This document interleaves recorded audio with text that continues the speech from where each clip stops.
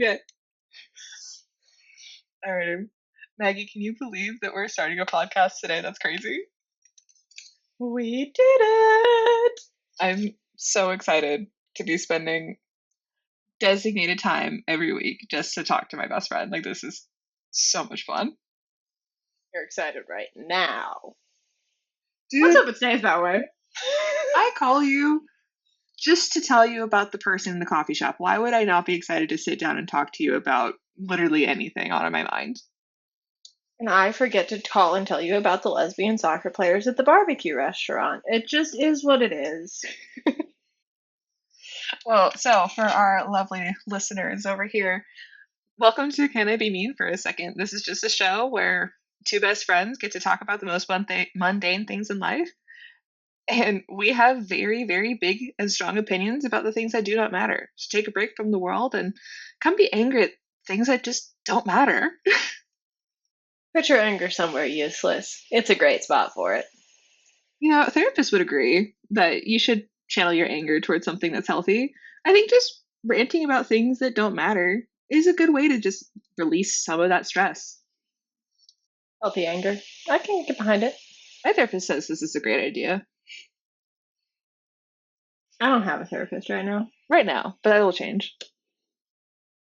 But yeah, so just to give our lovely listeners that probably aren't our family a quick rundown, I am Ella, and I am joined with my best friend Maggie. Hi! So I know that this is just episode 1. We will be sending it to all of our friends and family, but hopefully there's one or two of you out there that have never heard of us before. For them. Unfortunately for them, they will be receiving multiple text messages about this episode. And today, we are going to be talking about teenagers, third spaces, and is there really nothing to do anywhere anymore? So, today's topic, I know that we picked a quick kind of rundown where this came from. Here in Charlotte, there's recently been this kind of phenomenon going on. In a nearby town, a bunch of teenagers went out late at night and were getting in people's way in traffic, climbing on people's cars, just generally being a nuisance and a disturbance. And that town implemented a curfew for them to not be out past like 8:30 or 9 or something. Nothing to be doing out there in the middle of the night. You guys have school the next day. I don't know what's going on. But when this town did that, a bunch of those same kids ended up coming into parts of Charlotte. I saw no evidence of them being menaces necessarily. I don't know. That's not what we're talking about today. But in the comment section, I saw a lot of people making a lot of commentary about how kids don't need to be being out this late and teenagers don't need to be out in public. Teenagers are doing this because they don't have any places that they can go be like we used to be able to when we were kids. We'd go out and do this, that, or the other on Friday nights. And some of the things that they were listing, I was like, those places still exist, and those are still things that you can go do. And people said, "Oh, there are no third places left, and that's why kids are out doing this." But in talking to a lot of people that I know, in having been in places that are known for having more third places, a lot of us still have those where we are. They just look different. So, my big opinion for today is that there are still things for the kids to be doing. There are still things for not the kids to be doing. Why aren't we doing them? Why are we pretending that they're not there? Thoughts? Yeah, I mean, I feel like we are kind of losing those third spaces. Like when I think back at us in college and how easy it was for us to go somewhere near campus and just be able to study there, be able to exist there, and it just be the social norm.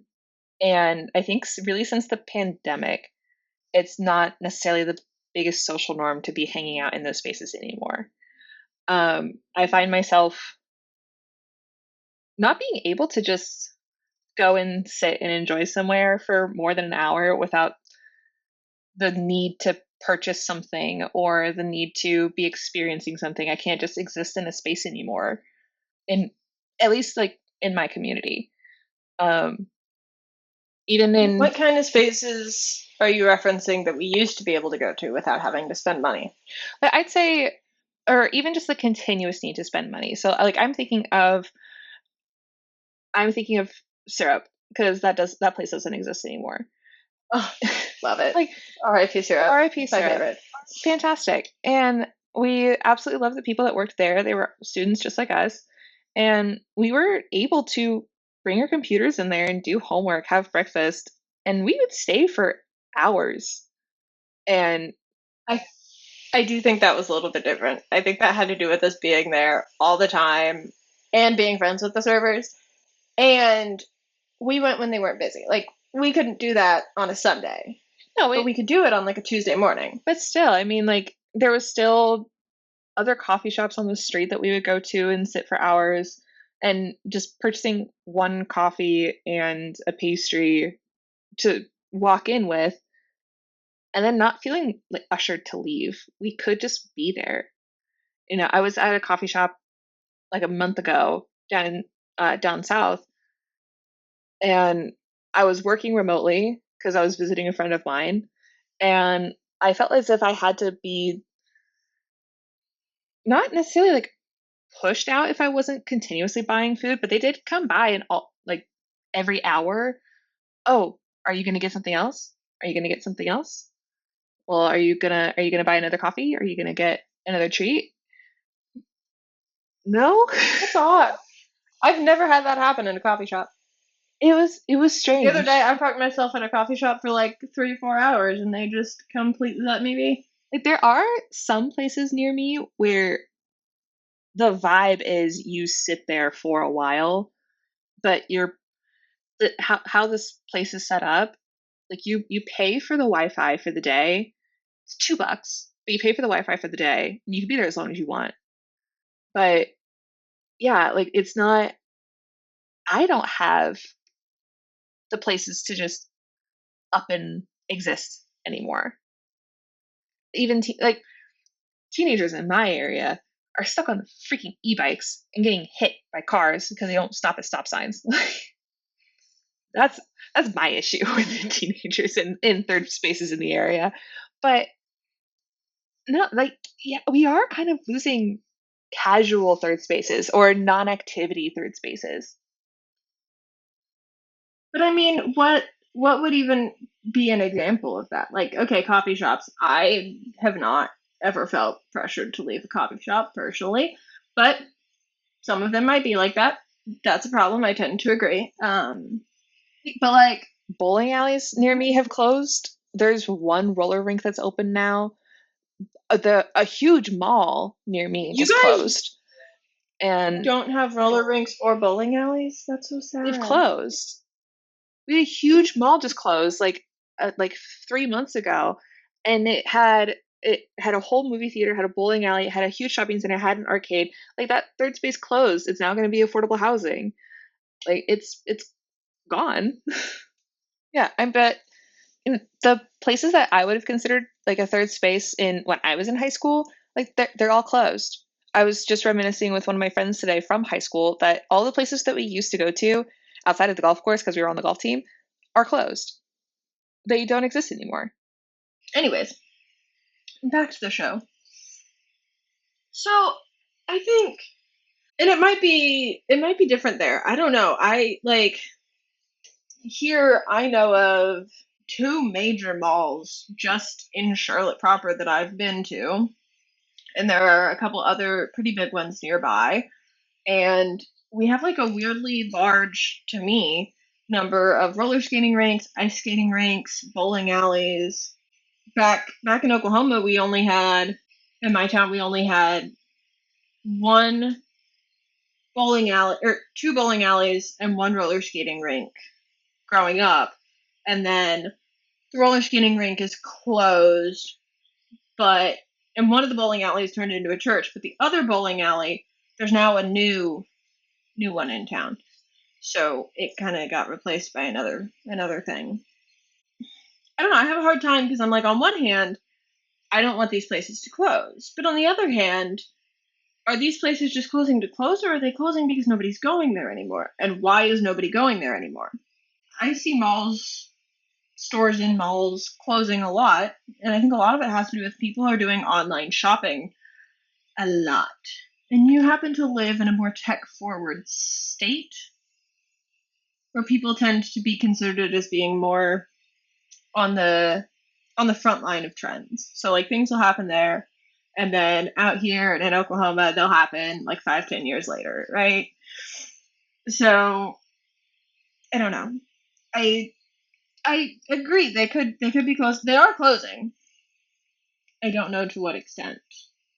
I mean, I agree that if people aren't going, yeah, there's no need to be paying the obnoxious rent of a 30,000 square foot mall. I mean, but I'm also in a place where, you know, where we have outdoor malls and these outdoor plazas that are super profitable and very popular to go to, but they are, depending on where you live in the area, are very inconvenient to get to. They're a minimum 30-minute drive away, and a lot of teenagers don't have cars. um, and you have to use the freeway to get there. There's no there's no real side street way to get there. It's right off the freeway. Yeah, it's just not universally friendly for teenagers now to be going to these third spaces that are one 20-30 minutes away, two, like, not the easiest to get to, and it's not super convenient. Like, I think back at high school of, like, anytime that I wanted to go somewhere, I could ride my bike down the street, and my actual bike and not an e-bike. I could ride my bike down the street and go do something. I can go to the bowling alley. I could go to the movie theater down the street. Now it's You not. go to the beach. What? You guys still have the beach. I said you could go to the beach. You Yes, guys do still have the we still do have the beach, but like, you know, how many states out of the U.S. can say that or how many cities in the U.S. can actually say that they can just go to the beach? Well, yeah, The but you can vast go to a majority. park. It's not even a park. We just have an empty field across the street from my house, and we take the dog out there to play all the time. And that is, I do think it is situational about where you are. But I'm seeing, for example, here in Charlotte or out in Oklahoma City, two places I'm very familiar with. I'm seeing a lot of people saying that these places don't exist, or like people don't know about them. And like, one thing about Charlotte's got a park. Charlotte's got a greenway. Charlotte's got a something. Like, there is somewhere to go outside and do things. They're real big on that. And Oklahoma City has different like pockets of places where you can go and you can do things, and they have a lot of local businesses, and they have a lot of like local coffee shops and whatnot. And I think part of it is people just aren't comfortable being in public anymore, and people aren't comfortable encountering other people in public anymore. Especially kids. They're a lot less willing to be. I don't know if it's inconvenienced per se, but like they're a lot less willing to experience the world not being exactly what they want it to be. And I think part of that is a side effect of the pandemic, because I I agree, but I also want to add that there's like, because if we are like specifying like teenagers, kids, there is a huge wave of teenagers and kids that just genuinely do not know social norms and social behaviors. And, you know, we're in our mid to late 20s. I can remember very vividly needing to learn the hard way of how to behave in public. And there is a volume to my voice of walking outside to be polite. I can still be heard. I can be noticed, but I'm not disturbing the peace. I'm not running around Sephora, emptying out all of these bottles to make potions just because my mom's bored and across the mall or across the shopping center. There's just a huge change in teaching social norms to younger people that kind of just doesn't exist anymore. On that a little bit though, if you think about it, let's say we're talking about a 16-year-old. The 16-year-old now was 10 years old. They were in 5th grade when the pandemic happened. And think about the amount of social learning and social development that you go through in 5th grade in middle school, and think about how much less dependent and how much less necessary the world has made it to be out in public and have to do that social learning.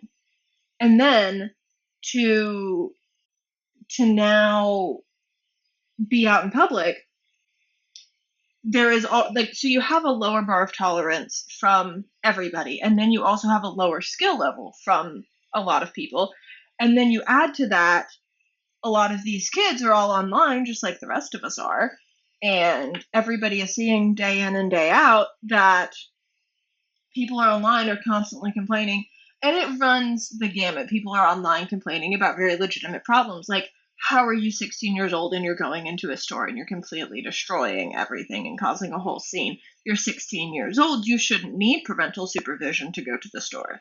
But you also see people online complaining and like, I don't understand why everyone is so stupid and horrible. I can't believe they don't know how the TSA line at the airport works, when a solid, like 15% of the American population has never even flown before.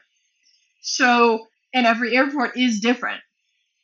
And people could easily be flying in the US for the first time, which has different rules from other countries. That's not a real thing to be criticizing people about. And the way that people are so harshly criticizing so many people about such small things.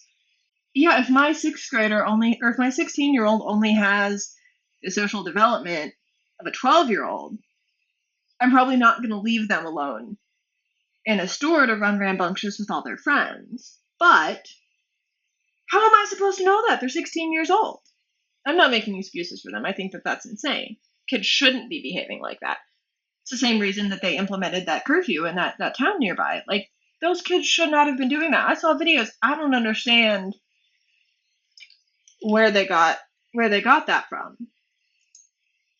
But like you said, sometimes you have to learn the hard way. And how can you learn if you can't go be? Do you think that this like wave of rambunctious teenagers, I don't know what else to say, but rambunctious teenagers is more so like a product of trying to go viral? Oh, that's definitely a part of it, because I also, and I don't wear makeup. I don't go to Sephora. That's not my jam. And that's going to be happening in places like that. That's going to be happening in makeup stores, because they have samples. They have things you can mix and mash and make. You're not going to see as much of that in like a Barnes and Noble.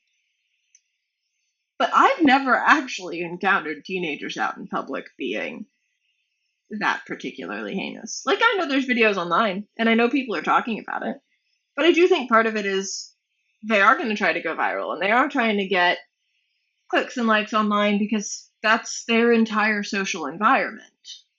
Like, I saw what kids did when I was in middle school at school, and when being at school just doesn't have that same social environmental level that it had,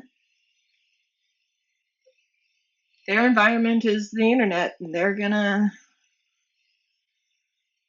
push those boundaries. I fully agree. I think that it's 100% to go viral. To at least like add this in, I'm not talking about the kids that are trying to do like very simple trends out in public, like setting up your camera to record on a wall and then like doing something choreographed with your friends. That's not what I'm talking about. I'm talking about And things people that need are to stop complaining about that, because that's not a big yeah, deal. that's not a big deal. That is people having fun. And you know what?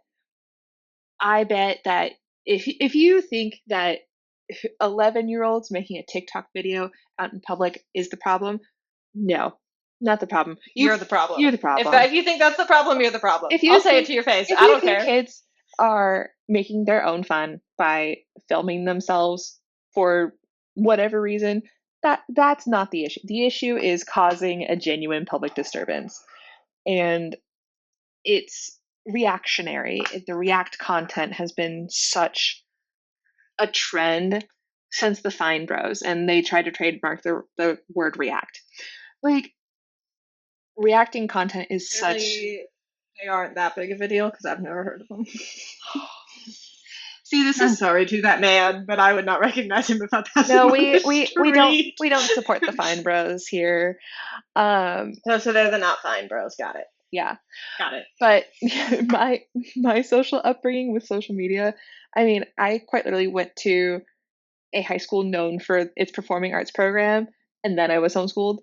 And I also went to high school when Vine was in its peak, and so many people that I knew became huge on Vine. Just the silly seventh. I have known so many Viners. For, it's crazy to think of. And again, it's the short attention span content. Yeah, it's all reactionary. It's a quick comedy. It's a quick stunt that gets people to click, to like, and to share. You know, big fan of the harsh cut when something dramatic happens. It gets me every time. But that was, gosh, 11 years ago, 12 years ago that Vine was at its peak. And don't say that. Please don't say that. I'm not old. I'm not old. I know it was 11, 12 years ago where Vine was at its peak. And even then, like, it, when you look at the this bitch empty yeet video, public disturbance. That's not a public disturbance. That is a high school hallway. That is like the least disturbing thing I've ever seen in a high school hallway. When I was in high school, one day they just put a bunch of hay bales in the middle of the school, and you could not get from one side to the other. We all got stuck in between classes. That was the senior prank. Hay bales. If you can't tell, I'm from Oklahoma. High school banned senior pranks. I mean, granted. Oh, you can ban them all you want, but they're gonna happen. I had in 8th grade one year, a bunch of kids filled one of the history teacher's classrooms full of balloons.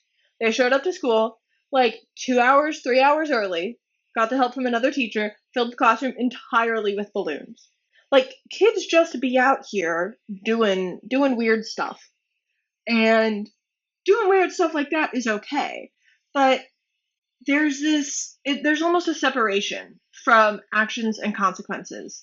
And there's this idea that consequences don't count if they make good content, and that, like, internet stuff isn't real. Or maybe the internet stuff is real. I don't really understand how that connects yet, right? Yeah. So these kids are like, yeah, we're gonna do a prank, and there's not like that connection of, this prank is dangerous, this prank is going to hurt people, this prank is going to, like, impact life and or livelihoods and or whatever of regular people out in the public, causing a disturbance in your high school. One time I thought there was a whole fight going on at lunch because everyone got, like, all worked up and, like, ran to the door. No, it just started raining really hard outside. I'm not joking. This happened. And so those are the kinds of disturbances. Things like the Yeet video. That's a high school hallway. I've seen way worse than a water bottle flying through a high school hallway. But there are also consequences for doing questionable things in a high school hallway. Yeah. I'll give you that. I think the this bitch empty yeet video is just the first thing that came to my mind of, like, oh, it's a crowd of people and a water bottle is getting chucked. I don't think that my brain remembered it being in a high school. I just remember a crowd of people and a water bottle being chucked. Yeah, and I think that is, like, informing what's going on, things like that, right? Because people aren't thinking, oh, this is high school, this is just high schoolers being high schoolers in high school. They're thinking, oh, somebody did this dramatic thing and it got them this. And with content creation and being on the internet being a viable career, hello, hi, trying to do that here. Please help us. But with all of that being a viable career, and specifically so many people really kind of only being able to be successful in that career young, or them only seeing people being successful in that career young because they're seeing young people because they're young people, they want to do this. If it is just the trend of getting on top of the car and, oh, look at me, look at what I'm doing on a stranger's car, like that is that reaction content. They were like driving and it was like a whole crowd of kids like in the intersection, and they were like stopped at the intersection and kids were like climbing on the car and like twerking on the windshield, like it was like a thing. I don't know. But again, if they're filming that for the sake of uploading it, it's the reaction content. It's that reactionary click, views, likes, follows. It's Independent of all of the reaction content, independent of the internet leading kids to do crazy things, kids are going on the internet. They're not seeing people who they perceive as living somewhere like where they live. Like the nice thing about like originally with like YouTube and like original Instagram, and not as much with Vine. I think Vine was kind of the start of when this happened. But you see a lot of content creation being funneled and grown in Southern California. Have these people like watching this and then they decide that's what life is supposed to be like everywhere. That's what life is like there. And that's not what life is like there. And that's not what life is like everywhere else. That is what this small group of people want you to think that their life is like. But now all of a sudden, it's so scary to be cringy or weird or like against the standard. And I don't mean that in like we haven't always had that. I mean, isn't that what every 80s movie is? Is like everybody wants to be this, that, and the other, and it's all the same, and I want that. And that's not something I ever experienced, right? I've never really cared to have whatever it is that like the other people, oh, so and so likes the I'm not like that. Nothing wrong with it. I'm just not. But this idea now that I don't live in LA, therefore there's nothing to do. I don't live in New York City, therefore there's nothing to do. I've been to New York City. I spent quite a lot of time in New York City last year. Yes, there's more of everything, and there's a lot of more like tailored, like specific. Oh, I'm sure you can find a store where you can buy just noodles in New York City. Like they have stores there that don't exist other places. But you're spending money there. But if you're in New York and you're hanging out, you're walking around. You're going to a park. You're hanging out with your friends. You're finding some activity to do. You're reading a book. You're going to the library. You're getting ice cream. Oh, I have another idea that factors into this, but I've been talking for a very long time. What do you think? it's kind of like a weird cross between not being okay with being bored and at the same time like staying boring. So true. There is a genuine lack of creativity right now. Look back at old videos that I have of myself and my friends, and we made the cringe, we made the funny videos for each other. Being a teenager is cringe. You're learning how to be a person. The cringe we did was still off the internet. It was us being silly, goofy, and like flat out embarrassing in front of each other and out in public. The internet's really just kind of pushed down any creativity outside, I guess. Like I don't like I can't remember the last time I heard a kid talk about playing mermaids. I think part of it is everything is so much, I don't want to say easier, because like when I was in school, so many adults were like, "Oh my god, it was so much harder. I don't understand like why this assignment is so like when I was a kid we had to use encyclopedias and blah blah blah." And part of it is because it's quote unquote easier or faster to find things because you have the internet, then like we had shorter turnaround time, so we had more that we had to do. It's not just using encyclopedia, go look this up, find 3 sources in the library. It's find 3 sources in the library, find 5 sources online, but you have to make sure they're reputable sources. So you have to find like sources to back up those sources. It's all that jazz, which is fair and important and reasonable. Everybody needs media literacy, which they don't have, but that is a conversation for a different day. But it's this idea that suddenly everything is so much easier to access that kids aren't having to think about things. And so much of kids these days and what they're talking about and what they're wanting to do is so focused on just like, I need to make this money. I'm gonna go make this tech money. I'm a whatever. And nothing in their life is necessarily like kids don't talk about personal fulfillment goals anymore. Kids don't really they're not comfortable, and nobody's comfortable being uncomfortable, and nobody is like when you're a kid, part of why you're cringy, part of why you're doing all of these things as a teenager is because you are learning how to be a person. And when I say a person, I mean an adult person, not like just a person in general, but you're learning how to be an adult person. And so much of what's being directed at kids these days is there's a right way and a wrong way to be a person.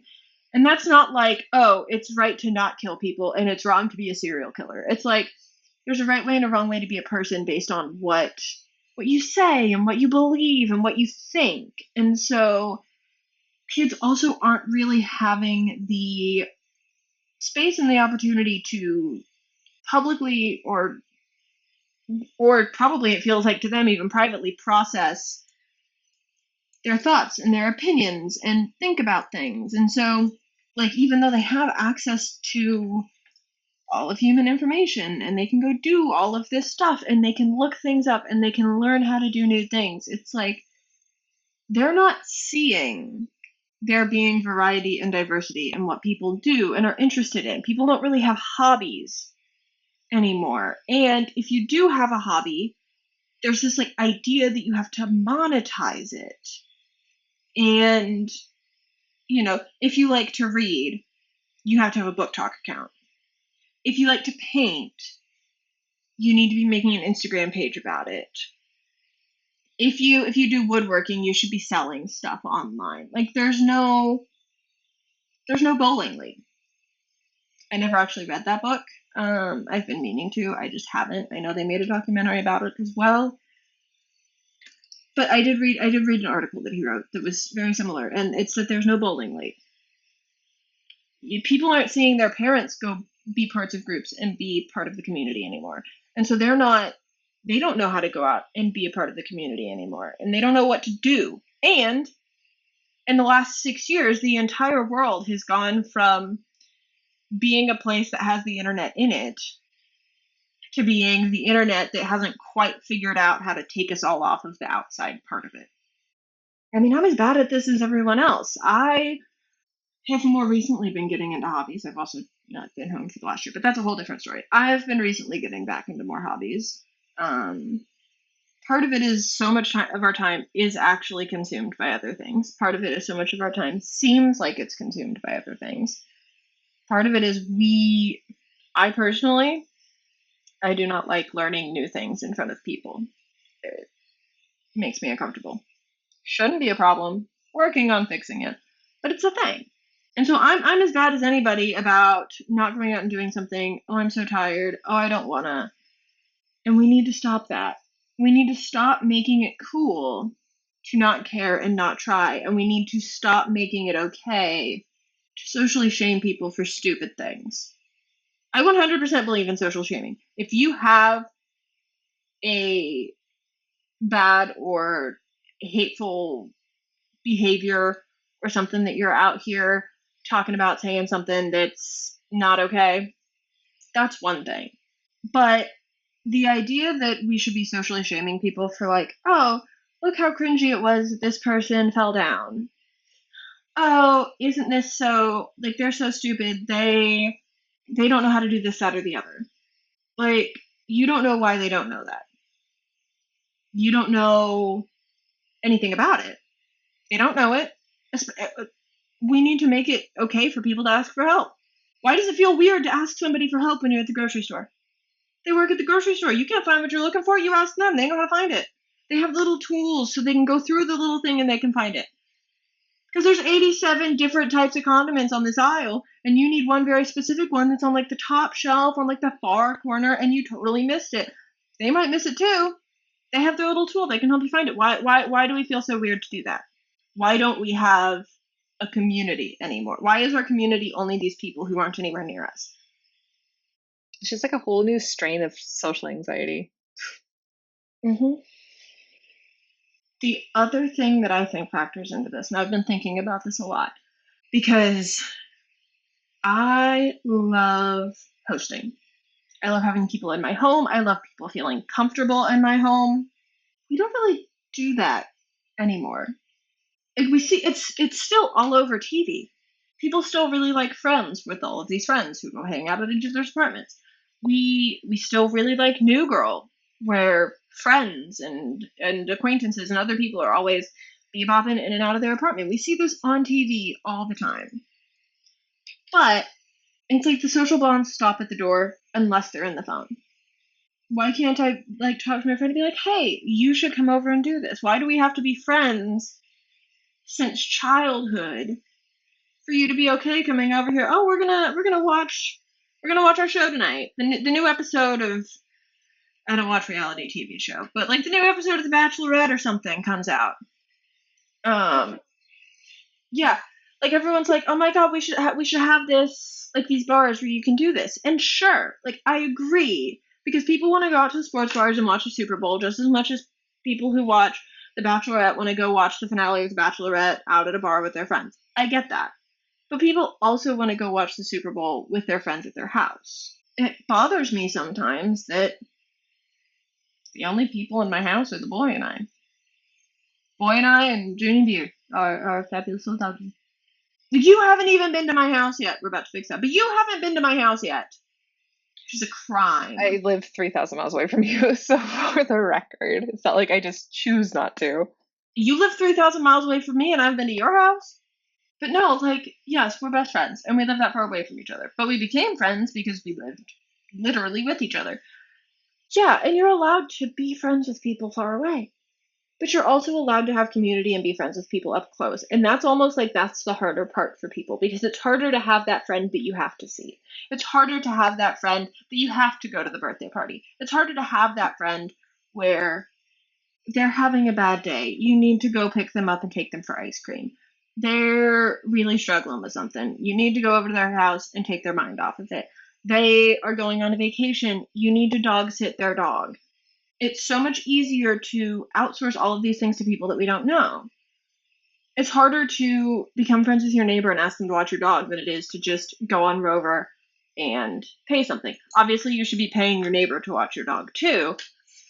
But if you don't have that, and you don't have your parents to watch them have that, then you don't know how to do that for yourself. If you don't know how to find people, everyone's like, oh my god, it's so hard to like make friends as an adult. And like, that's kind of true, but that's also kind of because you have to put yourself out there, and that's very hard. As someone who moved to a new city as an adult, especially because I have not worked in person, like in an office anywhere since I moved here, it's really, really hard to find and meet people. And then to find and meet people your age who are at like a similar stage of life where you can like hang out and like do things. Some of my favorite people in Charlotte have kids my age who don't live here, so I can't even be friends with their kids. And so then like that's kind of weird. It's like I can't just invite this like mom to my house for dinner. Like they're an adult with like an adult house. And I'm a child with like a baby child house. You know what I mean? Like they own their home and you're still renting. Yeah, exactly. You have to kind of learn how to try to push that line and progress that relationship. You have to learn how to like support people. And all of these things factor into being able to be a person and being able to be in public, because if you feel like you are on the outside of the joke, If you feel like you are not in the group of people who knows what's going on, if you always feel like you're missing out on a secret every time that you're out in public, and you feel like everybody else knows something that you don't, that's not going to help you act like an adult when you're in public. You have to have that confidence that, like, I know how to be in public. I know how to talk to somebody. And because we keep taking away those things, you don't have to talk to the delivery driver anymore. Your pizza just comes through DoorDash. They just leave it at your door. You don't even have to call to order your pizza. You can do it on an app. You don't have to talk to the cashier at the grocery store. You just go to the self-checkout line. It's not that hard to talk to the cashiers. Usually they're very nice. Sometimes they're not. It's a little bit awkward. You're standing in the grocery line for like maybe 5 minutes, depending on how many groceries you get. It's not very long. You get your groceries. It's a little bit odd. At the end of the day, you've talked to a person. They've talked to you. You've learned that wasn't my favorite experience. That's kind of weird. And you move on. And because when you take the human connection out of humans, and now the only time you're dealing with people, you're at home talking to your parents or your siblings or your significant other. I don't know what stage of life you're at. You are at school or at work talking to your teachers or your coworkers or your boss in one of the only like really strict hierarchical settings that we even have in this country anymore.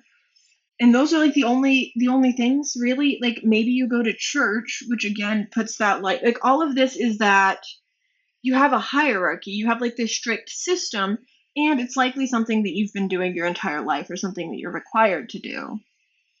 There's no just like casual social interaction in person. It makes everything a lot more uncomfortable and a little bit scarier. And so then when you get stressed or you get anxious, you start acting weird. Tell me I'm wrong. And now you have all these kids out here being crazy because they don't know how to handle stress. They don't know how to handle casually being around other humans. It's really, really weird. And they only know what they see online, which is how they think that people should behave. Okay, I'm going to stop having that thought now because I could go on forever. No, to put like a little bit of like good juju out in the universe, it is no secret that I am a big Pokemon fan. We just talked about True. how you being the Pokemon girlfriend to me. But so true. the sense of like having these casual interactions out in public. There's a new card shop that opened up near me, and I met the owner and I met his son. Son's around my age, and my friend took me to the shop. Very small selection, but good people. I'll give them my business. And I had been in there twice, and I had talked about my collections. So the ones that I'm looking for, the reason why, and then I'm also collecting one of my favorites. I'm doing what's called the master set, where you collect one of every card of the one thing. So I'm master setting one of my favorite Pokemon. The son had mentioned that he had pulled one of the cards that I was looking for. I said, "Oh my gosh, that's incredible! I'm so jealous. I'm still trying to find it." And he says passively, "Oh, I'll bring it in for the next time you're in here. I don't need it." It's like, no, no, no. Like, if it's your personal collection, I can't take it. 2 weeks later, I come in again, see him, and he had the card for me. And it's like, hey, I remembered. Here it is. Just, it's not to my collection. It's not what I collect, but it's what you collected. I just Oh. wanted to make sure when you came Oh. back in, I had it for you. And he had one for my friend too, and that she had talked about, but it just was so kind. It made my day. Like, this happened like yesterday, but like those things are so few and far between now. And it like, that kind of interaction I normally get at places that I'm regulars, but this is a new place I've been to, and that still exists, and it's such a great connection, and it's so fun in that community too. But Like, that's what you have to do. You have to go be a regular. You have to go to the local spots. There's so much in our lives that's not based in our community anymore, and it makes everything feel a lot less important or a lot less concrete or a lot less real. Like, yeah, I'm going to the grocery store because I need to get groceries, but like, everybody that works at the grocery store is in your community. because they live where they work.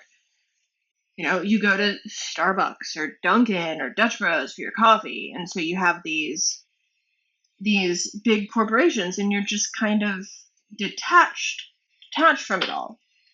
But then you go to like a local shop, and it's like, I just talked to that guy. He owns this place. His kid goes to my sister's school and does this, that, and the other.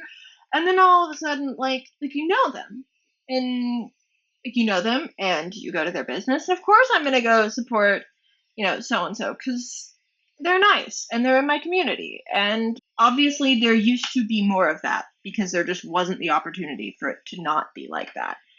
And not only is it now not as much like that, half of those big chains are online things. So the amount of time that you can go without having to casually interact with other humans, kind of crazy. And sometimes maybe you just need to join the bowling league. That's how we're gonna wrap this episode. Is we're going bowling. We should go bowling. I don't actually know where to go bowling out here. I'm sure. Oh, there's a couple bowling alleys out here. Actually, I don't know when they're open. We went ice skating a while back, not long after we moved here. We still lived at our old place, and we went ice skating. That was fun, and I want to get back into it. As soon as I get my flight out to see you, we will go bowling. But yeah, join a team, find an activity, do something, build your sense of community, talk to people who are different than you. Don't make potions in Sephora. Don't twerk on random strangers' cars at a stop sign. Do as Maggie says, Be not a as she person. does. I don't do any of those things. Thank you very much. You're gonna give people the wrong impression. But no, go be a person. It's not as scary as you think. Great things come from it. That's all I got. There's no real way to end an episode, so we might as well just say we're Any ending final it thoughts? here. Okay, we're ending it here. Any final thoughts? If you want to build a village, you have to be a villager too. Don't forget about that. If you want to build a village, you have to be a villager. And sometimes being a villager involves answering your best friend's phone call and saying, I'm really sorry I haven't talked to you in 3 days. I haven't felt like being a good friend who wanted to listen. I just want to talk. And that's mean. And your friend says, that's fine. I'm not speaking from recent experience or anything. You have to be a villager. You have to go to the birthday party. Even if you're stressed about it, you're gonna have a good time. That's what humans were designed to do. Yep. Just try it. Just try it. What's the worst that happens? You don't like it and you leave early? Just try it. Irish goodbye. Alrighty. Well, thank you everyone to listening to our first ever live episode. We will Woot woot. we'll come up with another topic and we'll see you next week. See you next week. Bye, y'all.